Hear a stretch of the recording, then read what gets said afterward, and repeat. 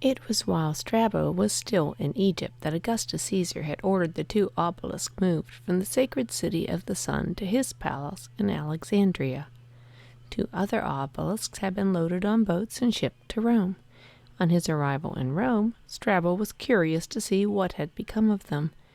One he found standing in the Circus Maximus. The other one, topped with a golden ball, had been erected in the field of Mars, to be used as a colossal sundial. Inlaid into the pavement upon which it stood were lines of bronze radiating from its base to mark the progress of the shadow cast by the sun.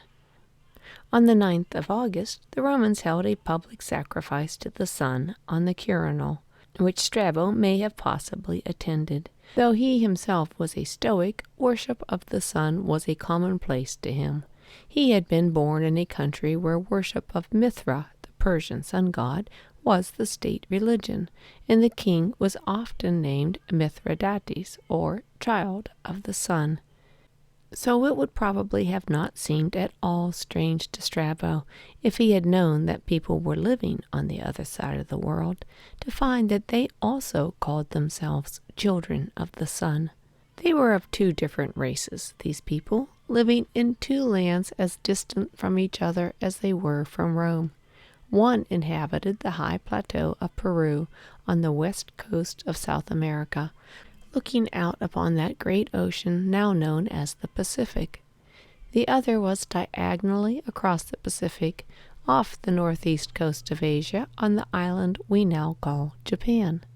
Peru in Japan. In these lands the people did not have any calendar yet, but they felt the glory and power of the radiant sun as it shone down on their mountain peaks and islands, and both races had made it their greatest god. The people of Peru were Native Americans.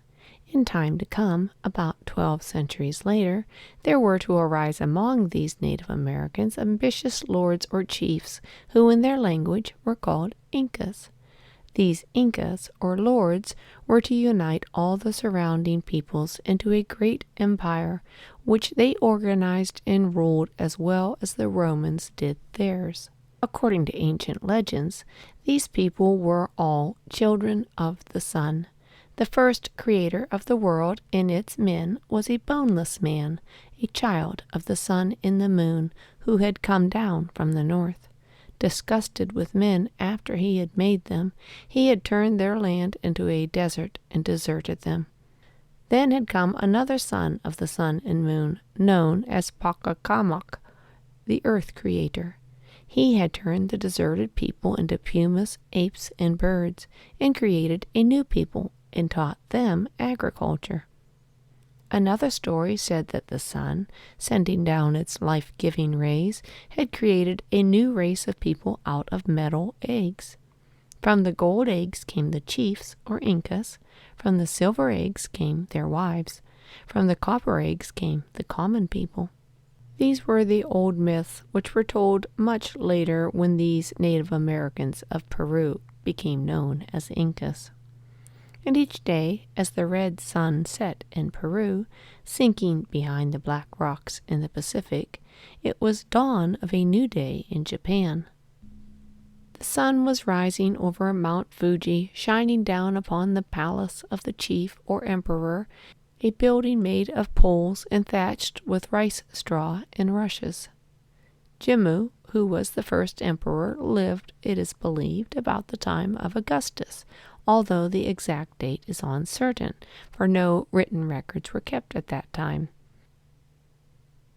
Jimmu, the Lord of Heaven, had been the great-great-great-grandson of the sun goddess. In Japan, the sun was not a god, but a goddess. The sun goddess had been born when her father, the god Izanagi, had wiped his honorable right eye. Her brother the moon had been born when their divine father had wiped his honorable left eye. One day Father Izanagi and his wife Izanami were standing on the floating bridge of heaven, the Milky Way of the stars. With a jeweled spear they reached down and stirred up the salty ocean, and then drew up the spear. The brine that dripped from the point of the spear piled up and became the islands of Japan, which the sun goddess then shone down upon. But one day the sun did not shine. The sun goddess was angry. She had gone into a cave and closed the door, leaving the whole central land of reed plains in woeful darkness. Many gods assembled by the river of heaven to think up some plan whereby they might persuade the sun goddess to come out again. They wrought a shining metal mirror, and then gathered at the door of her cave. They had the cocks crow as if the sun were rising, and then they laughed aloud. The sun goddess heard them. Curious, she peeped out and asked why it was that they were laughing. "Because we have found a goddess more beautiful than you," they said. "See?" And they held up before her face a mirror. Astonished at what she saw, the sun goddess stepped out from the cave, and the others quickly slammed the door behind her. From then on, the sun rose each morning, and each day the plain of high heaven and the land of reed plains was always light. During the reign of the first 10 emperors, the sacred mirror of the sun goddess was to be kept in the palace under the care of a virgin daughter of the emperor. Then it was removed to a temple built especially for it. The daughter of the Emperor Sunan, who was the 12th one in charge of the sacred mirror, did not think that the place where the temple stood was worthy of it. So she set forth and wandered far and wide to find a new site. And in her search she came to Isa. There she heard the sun goddess speak to her. "This is a pleasant land," the goddess said. "Here in this place I wish to dwell." So a new shrine was built at Isa, a simple building of poles thatched with rice straw like the palace of the emperor. Today the shrine at Isa is an exact copy of the first one built. It has been rebuilt every 20 years. There, kept in a box, is the mirror of the sun goddess, the heart of Japan's ancient religion, known as Shinto, or the way of the gods.